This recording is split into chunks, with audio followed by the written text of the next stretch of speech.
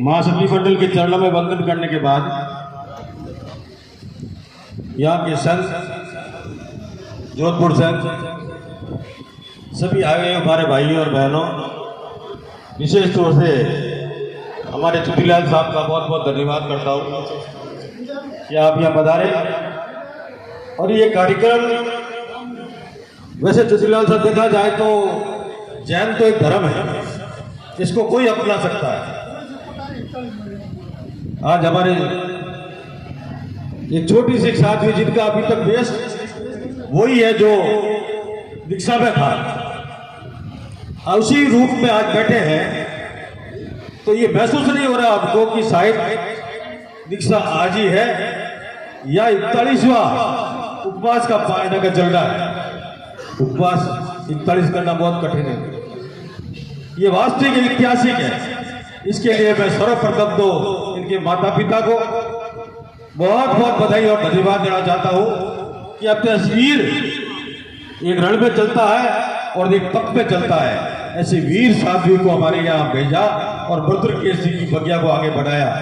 मैं समझता हूं कि ये तेज कंवर जी बड़ा साहब की पुनवानी है और महासती उमराव कंवर जी और हमारी डॉक्टर, जो आप जानते हैं क्या क्या करूंगा इनका, इनकी जितनी तारीफ करूं उतनी कम। मैं तारीफ तो हमारे मेहमान आए हुए सब कर चुके हैं, मगर चाडवा साहब भी बहुत नजदीक में रहे, चुनीलाल जी साहब। ऐसी प्रीति सुधा जी को मैं वंदन करता हूं, नमन करता हूं। मैं इतना ही कहता हूं आपसे कि आपने मटका गढ़ना आसान है बाप जी, मटके को माटी ला करके रखनी तो आसान है, उसको मटका गढ़ना बहुत टिपिकल है, बहुत टेढ़ा काम है। और आपने जिस तरह से गढ़ के तैयार किया इनको, ये उपलब्धि नहीं, महा उपलब्धि है। सब चीज हो सकती है। आप कह दो मेरे को कि मुझे कह दो आपने कि 4 व्यंजन नहीं 5 मिठाई खा लो खा लूंगा, 7 मिठाई खा लो खा लूंगा, मगर तब की जब बात आती है तो एक उपवास करते हैं, तो विचार करते हैं, रात भर तारा गिनते हैं और सुबह होते सोचते हैं कि हमें मारना कब करना है, हमारे मारने में लिए क्या क्या बनाया आपने। ये भाव अपने मन में पैदा हो जाते हैं। मान साथी जिन्होंने 41 दिन गर्म पानी के साथ, और वो भी 24 घंटे तक कुछ नहीं मिलता है, 8 घंटे अंदर आप पानी ले सकते हैं, 8 घंटा सिर्फ। उस 8 घंटे के पानी में आपने अपना जीवन 41 दिन निकाला। मैं सबसे पहले उनको वंदन करना चाहता हूं। और ऐसी हमारी मान साथी तेज कंवर जी बड़ा साहब, जिनके तेज से आपको सारा कुछ ज्ञान दे गए। उन्होंने एक नया अवतार लिया और आपको भेजा धरती पर।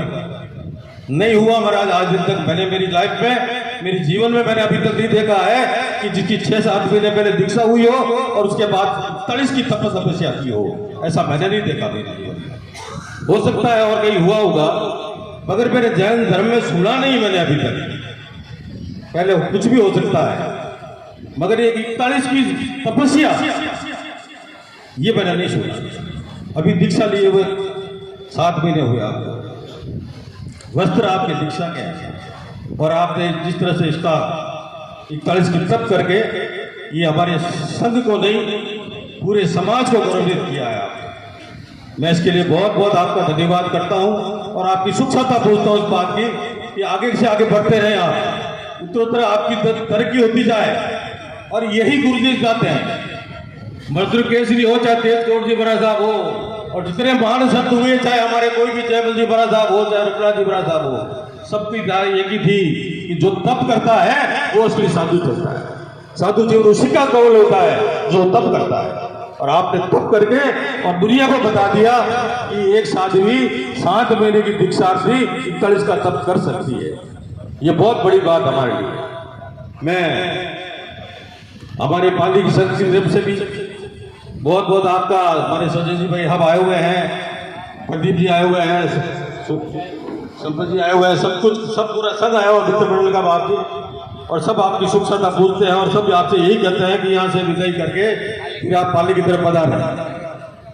और पहला कर तो इधर ये बनता योजना था कि मैं पावन नाम की तरफ से आपसे विनती करना चाहता हूँ। मुझे टेलीफोन आ रहे हैं बार बार नदीर साहब के और जामर साहब के कि महाराज साहब को 5 तारीख की 5 जनवरी की पुण्यतिथि के ऊपर पधारना है। वो आपका घर है, वहाँ आपके गुरुदेव विराजमान है, वहाँ सब कुछ है, वहाँ भी आशीर्वाद जाके लेना जरूरी है। एक बार आप समझ के चलना कि यहाँ से विदाई करके बाद में 5 तारीख को कैसे भी करके 4 जनवरी को आपको जैतरण पहुँचना है। माँ सती जी आज जयपुर वालों के लिए बहुत बड़ी संकट में थे। वो भद्रराज जी साहब आईसीयू में हैं, सीरियस में चल रहे हैं, इस वजह से नहीं आए। 2 दिन पहले सबका प्रोग्राम था, मगर कल से वो आईसीयू में जाने के बाद नहीं आए। करीबन 8-10 लोग जयपुर से आ रहे थे मगर नहीं आ पाए। मैं कोई बात नहीं, मैंने कहा उनको, मैं आप चिंता मत करो, हॉस्पिटल से छोड़ के निकलने की जरूरत नहीं है, मैं आप सेवा कर रहे हो, ये बहुत बड़ी बात है। मैं इतना ही कहते हुए एक बार पुनः सुनीलाल जी साहब, मैं आपके नजदीक में बैठा हुआ, आपके छोटा से गांव के अंदर मुझे महाराज ने जिम्मेवारी सौंपी है हरियाणा गौशाला की, और चाड़वास की उसके ऊपर बहुत बड़ी भारी कृपा रही है, इसमें कोई कमी नहीं रही। और मैं आपको बता दूं कि जिस तरह से मैंने काम लिया था हाथ में, 12 साल हो गए हाथ में लिए हुए महाराज, और वैसे तो मैं सेवा करता ही हूँ, कोई तकलीफ है नहीं। 350 गौशाला है मेरे पास, और 350 गौशाला को हर साल 1.5 से 2 करोड़ रुपये देते ही है, उसमें कोई बड़ी बात नहीं है। मगर गौशाला को खुद को संचालित करना ये बहुत टेढ़ा काम है, और ये मैंने देख लिया 12 साल में कि हरियाणा गौशाला जब रूप जी महाराज ने कहा तेरे को हाथ में लेनी पड़ेगी, ये बड़ोदर केसी की प्रथम गौशाला है, तेरे को संभालनी पड़ेगी, तो मैंने इसको हाथ में लिया था सुनीलाल जी। और हाथ में लेने के बाद आज आप जाओगे कभी, या 12 साल पहले जो गौशाला देखी और आज जाके देखोगे तो आपको ये महसूस होगा कि गौशाला का कुछ रूप बदला होगा। मैं एक बात और कह देता हूँ आपको कि दंडीशाला खोलने का एक विचार बड़ा मन में बाप जी, दंडीशाला खोलना बहुत जरूरी है। दंडी 12 रोड पे घूमते हैं, उनका कोई दड़ी दोड़ी नहीं है आज की तारीख में, वो भूखे बढ़ते ही बढ़ जाते हैं कहीं पे। ऐसे दंडीशाला खोलने का एक प्रस्ताव रखा है, और आज मैंने काम चालू कर दिया है। करीब 2-2.5 करोड़ का प्रोजेक्ट है, और उसको मैं तुरंत पूरा करने के भाव रखता हूँ। कोशिश यही है मेरी 4 महीने के अंदर अंदर वो दंडीशाला पूरी तैयार हो जाए और नंदियों को ला करके उसको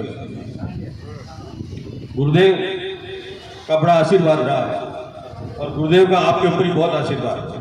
ये भूलना गुरुदेव के आशीर्वाद के लिए काम हो ही नहीं सकता। पहली बात तो ये समझ, जो आज काम आप कर रहे हो, जिस कुंडली बैठे हो आप, ये सब गुरुदेव की कृपा है और मां सती कुंडली की कृपा है।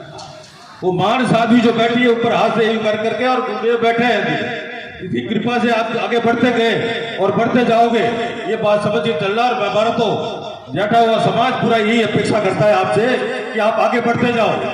समाज को धरोहर है आप, अगर समाज के अंदर साधु संत नहीं है तो हमारा जीवन भी अधूरा है। ये बात भी आप समझ के चले, जिन साधु संत नहीं है अगर समाज में, तो हमारा जीवन अधूरा है, जीवन में कुछ बचा ही नहीं। फिर कौन है दिशा दिखाने वाला आपको, कौन है दशा दिखाने वाला आपको, कोई नहीं मिल रहा आपको। ये बैठे हैं, जब तक हमारी धरोहर है उस धरोहर को संभाल के रखना हमारे लोगों का काम है। श्रावकों का सबसे बड़ा दायित्व यही बनता है कि हमारी धरोहर को हम कैसे संभालें। मां सती जी, आज कई बातें ऐसी है जो हम इस मंच से नहीं करना चाहते, क्योंकि लेट हो गए बहुत ज्यादा। मुझे भी थोड़ा विचार आ रहा है कि हम इतने लेट चल रहे हैं, और तपस्या वाली को इतना लंबा टाइम बैठाना हमारे लिए बहुत बड़ा, मेरे लिए जुर्म भी है। मैं इसके लिए एक बार पुनः आपसे कई बातों करने की मगर बाद में करूंगा। इसके साथ ही मैं एक बार पुनः महामंदिर संघ का बहुत बहुत आभारी हूँ, धन्यवाद देता हूँ आपको कि आप भाग्यशाली है जोधपुर संघ पूरा।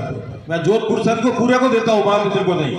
क्या जोधपुर संघ के अंदर जोधपुर का लाभ आज स्वर्ण अक्षरों में लिखा जाएगा कि ऐसी महान साध्वी का चतुर्मास हुआ और ऐसी महान साध्वी ने एक बड़ा तप किया। ये बहुत बड़ी बात हमारे लिए। इसी के साथ एक बार सब पुनः सभी को मैं हार्दिक धन्यवाद और बधाई।